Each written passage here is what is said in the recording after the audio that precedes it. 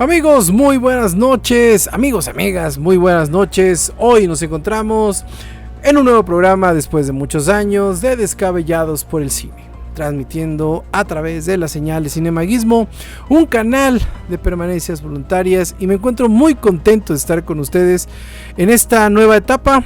Hoy vamos a hablar de un personaje, de un director que a mi parecer es uno de los directores más importantes en la historia del cine, un director que nos enseñó a todos los que nos gusta esto del cine, nos enseñó a contar historias a través de los sonidos, de las sombras, de la imagen y sobre todo de las tomas que nos envuelven como espectador en todo lo que está haciendo el protagonista. Hoy vamos a hablar de John Carpenter, uno de los hombres más influyentes en la historia del cine, una persona que creó, un ser multifacético que creó uno de los personajes más importantes del cine de terror, que es este señor Michael Myers, y también un género de terror que hasta la fecha le han sacado más jugo que las naranjas de Martínez de la Torre.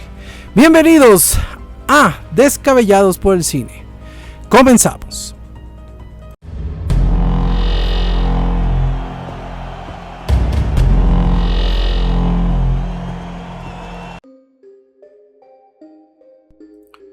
John Howard Carpenter nació en Carthage, en Nueva York, en 16 de enero de 1948.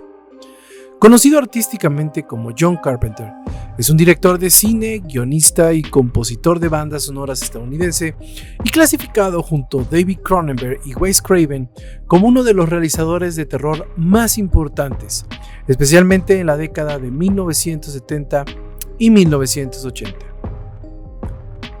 Dentro de su filmografía, podemos disfrutar películas que han sido grandes éxitos de taquilla como Halloween en 1968, La Niebla en 1980, Starman en 1984.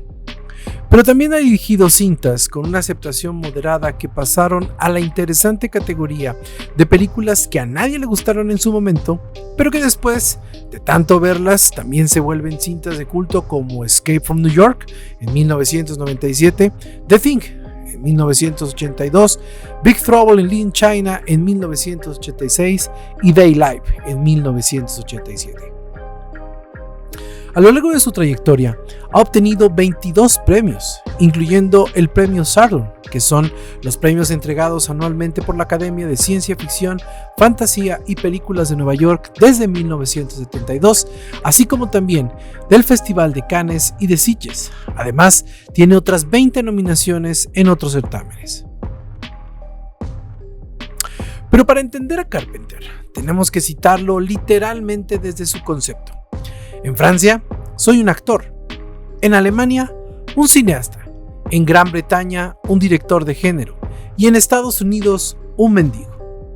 Y sí, es que nada se aleja tanto de su propio concepto como su obra. Carpenter comenzó con un pequeño cortometraje llamado Revenge of the Colossal Beast, y ahí, desde su fascinación por el western y la ciencia ficción, nació su fascinación por contar historias de toda lógica, y que se convertía en parte de su naturaleza artística.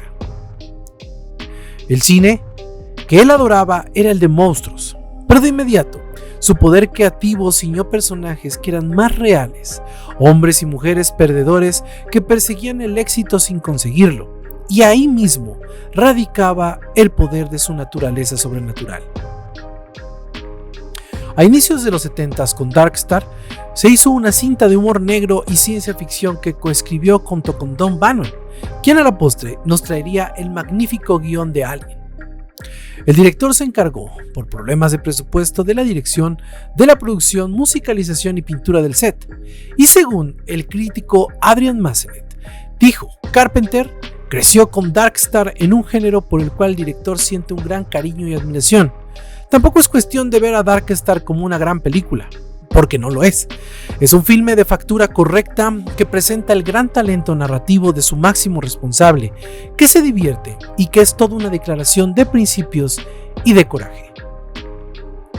El principio narrativo de Carpenter seguía lentamente puliéndose con cintas de bajo presupuesto y que desde el punto de vista de la dirección y el espacio creativo brindaban lentamente al director el sello característico del suspenso que lo posiciona como uno de los referentes del cine.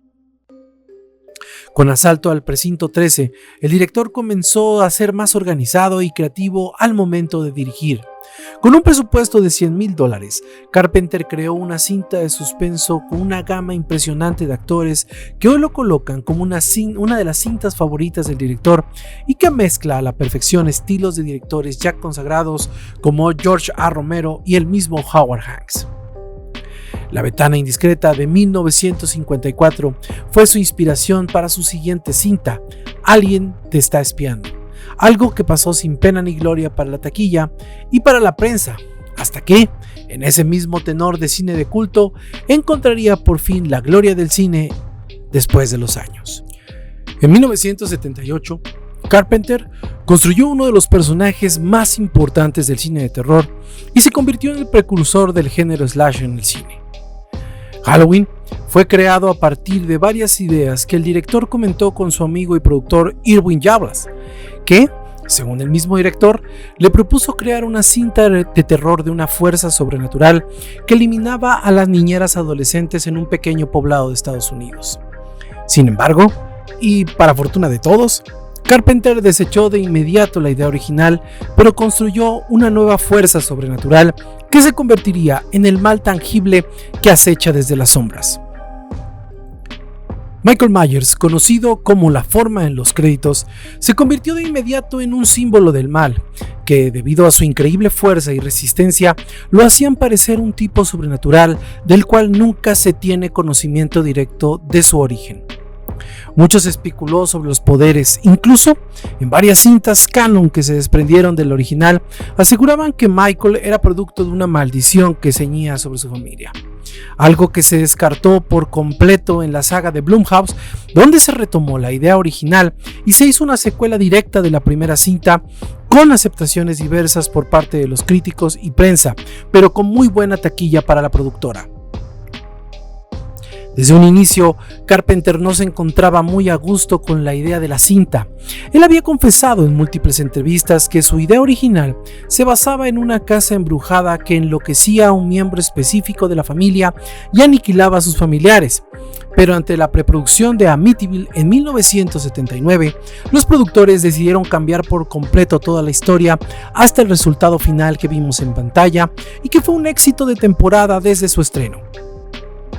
No sin antes pasar por varias malas críticas que lo condenaban a ser parte de los directores del cine B de Hollywood, hasta que el New York Times la reseñó y salvó completamente la cinta al llamarla una obra maestra desde la producción, dirección y música, que dicho sea de paso, fue escrita por el mismo Carpenter.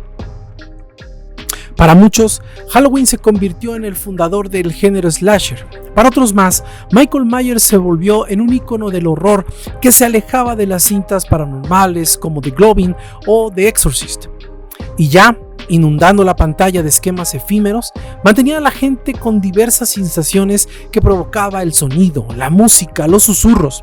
Con Halloween, el espectador aterrizó en lo terrenal, se percató que Michael Myers podía ser real, que ese mismo terror podía estar a la vuelta de la esquina, algo que, de una forma interesante, cautivó al público hasta el día de hoy. El éxito de Carpenter no fue efímero.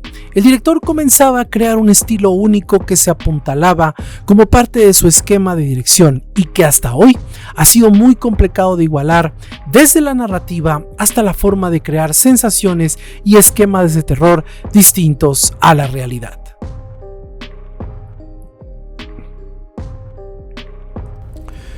El estilo de Carpenter se convertía en un sello de la casa difícil de igualar. Y después de tener el éxito comercial con Halloween, era el momento de tomar por asalto a Hollywood con varias cintas. Con La Niebla, Carpenter tuvo el primer momento que necesitaba para seguir apuntalando su carrera. La cinta, inspirada en una venganza fantasmal que provenía con una idea de los cómics, como los cuentos de la cripta, el director tuvo la oportunidad por primera vez de trabajar con Debra Hill y repite a Jamie Lee Curtis como su protagonista en una cinta de venganza del otro mundo, con la cual tuvo su primer éxito después de Halloween con $21 millones en taquilla. Escape de Nueva York sucede a La Niebla. Kurt Russell lidera un elenco en una cinta de ficción distinta en un mundo distópico tipo Mad Max, pero con un estilo hilarante que Carpenter plasmó a la perfección junto con su secuela sin tanto éxito en 1996. Pero no se puede hablar de John Carpenter sin hablar de The Thing. La cinta, considerada una de las cintas de terror más importantes del cine, reúne un argumento coral impresionante con Bob Portin y Alfred Hitchcock en los efectos especiales y la excelente partitura del ganador del Oscar, Ennio Morricone. Carpenter utiliza como protagónico de nuevo a Kurt Russell, que apuntala su carrera de la mano de actores de renombre como Charles Halligan. La cinta de terror sobrenatural se sitúa en la densa Groenlandia, donde un grupo de investigación se enfrenta a la amenaza latente de un alienígena cambiaformas que imita a sus víctimas con grotescas y sangrientas consecuencias. Carpenter plasmó a la perfección la visión que tuvo John Campbell en su libro homónimo, donde el terror, latente en cada esquina del complejo, era fundamental para la parte de la lectura. Sin embargo, el director utilizó ese estilo único que plasma en sus cintas, donde la evolución al momento de jugar con la luz y la oscuridad le valió ese reconocimiento a la cinta como un ejemplar más a su catálogo de culto y una pieza fundamental en la historia del cine de horror. Pero a pesar de todo su éxito en la historia, al momento de la cinta fue un fracaso comercial estrepitoso, ya que se estrenó meses después de T, el extraterrestre. Algo que motivó a la gente a dejar de lado el horror explícito de Carpenter para no divorciarse del concepto de alienígenas buenos y tramas llenas de lágrimas y amor. Ahí comenzó lo que para muchos era el inicio de la forma en cómo los directores clasificaban sus cintas según su visión o adaptación. La trilogía apocalíptica que comenzó con El Príncipe de las Tinieblas en 1987 y culminó con En la Boca de la Locura en 1994 fueron cintas que marcaron el inicio de la obsesión por el terror cósmico del director y de su estética evidente que ha regido la forma de cómo entender y comprender a John Carpenter. Stephen King y Carpenter tienen una íntima relación creativa con Christine en 1983 y Firestarter en 1984. El director estuvo inmerso en la creación de casi toda la adaptación de Firestarter y, ante la falla comercial de The Thing, el director fue sustituido por Mark Lester, con un éxito mediano en taquilla, pero con Christine. El director no tuvo la libertad de volver a su estado creativo y al no tener la presión del presupuesto encima y los reflectores, pudo hacer una cinta según sus condiciones. La adaptación del libro de King sobre un auto que cobra vida se convierte en un espíritu vengativo. Llevaron a Carpenter de nuevo a una escala de terror psicológico en donde solamente él es el experto. Con Starman, el director toca por primera vez su lado romántico y tuvo una excelente aceptación de las críticas favorables del New York Times y del The Angeles Times, y fue su primera cinta nominada al Oscar por Jeff Bridges. Pero inevitablemente, Carpenter regresó a sus orígenes, porque él era un alquimista de cintas de bajo presupuesto para convertirlas en cintas de culto. Después del éxito mediático de Starman, Carpenter trajo a la pantalla Big Trouble in Little China, que fue uno de los fracasos más sonados del director, ya que solo recaudó $11 millones en su estreno con una inversión de $25 millones. A pesar de ello, el director no bajó los brazos y siguió lanzando éxitos en su época, que al final colocaron los eslabones de una carrera perfecta en el cine. Con Day, el director regresó a esa visión distorsionada del mundo, donde el ser humano se convierte en la materia prima de una crítica social. La cinta fue la oportunidad para que la estrella de la WWE, Roddy Piper, llegara al cine como John Nanda, un hombre común que se encuentra de forma fortuita con unas gafas que le permiten ver un mundo alterno donde algunos seres humanos eran parte de una especie de casta de alienígenas que ha propagado mensajes subliminales en contra del sistema y el bienestar de los seres humanos. Adaptado del relato corto 8 O'Clock Morning de Ray Nelson, la cinta mantuvo a flote a Carpenter a pesar de que tanto la crítica como la audiencia lo habían relegado del cine a gran escala.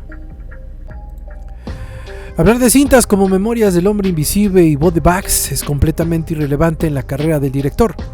El éxito moderado que tuvo con Escape de Los Ángeles, una secuela directa de Escape de Nueva York, no tuvo el empuje suficiente por parte del estudio, lo cual fue considerado uno de los mayores fracasos del director. Dentro de los primeros años 90, Carpenter cosechó un éxito mediano con Village of the Damned, adaptación de la película de Ward Rilla de 1960 y que apuntaló la idea de que el director no debía alejarse demasiado de su estilo de terror.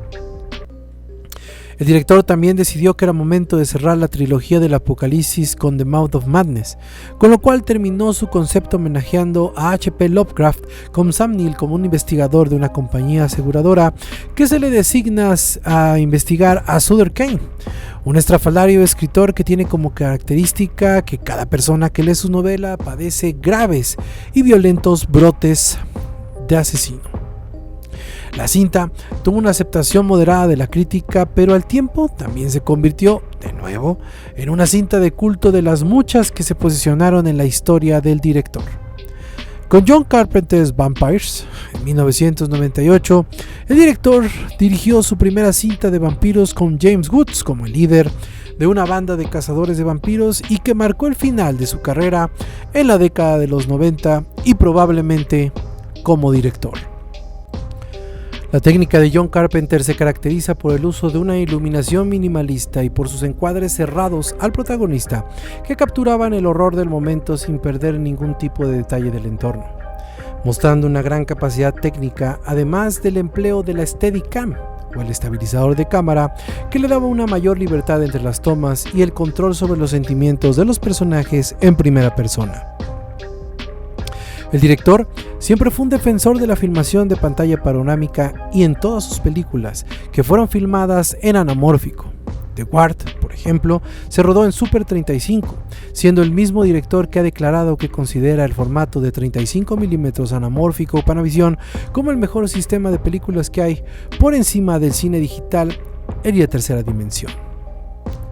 La música, distintiva y de composición propia, se basa en el uso de sintetizadores con acompañamiento de piano y un estilo atmosférico. A lo largo de su trayectoria, hay algunas excepciones como las bandas sonoras de The Thing, compuesta por Ennio Morricone, Starman, compuesta por Jack Nitzsche, y The Ward, que fue creada en el 2010 por Mark Killian. Sin embargo, Carpenter ha compuesto la banda sonora de todas sus películas, algunas en colaboración con otros compositores, siendo las más populares El Asalto al Precinto 13 y Halloween en 1978. Sin lugar a duda, Carpenter fue muy ambicioso con sus películas. Sin embargo, al perseguir la sencillez, creó uno de los conceptos de terror más importantes de la historia del cine. Un verdadero concepto de terror inigualable que solo podía entregarnos una mente maestra como la de John Carpenter. Hasta la próxima.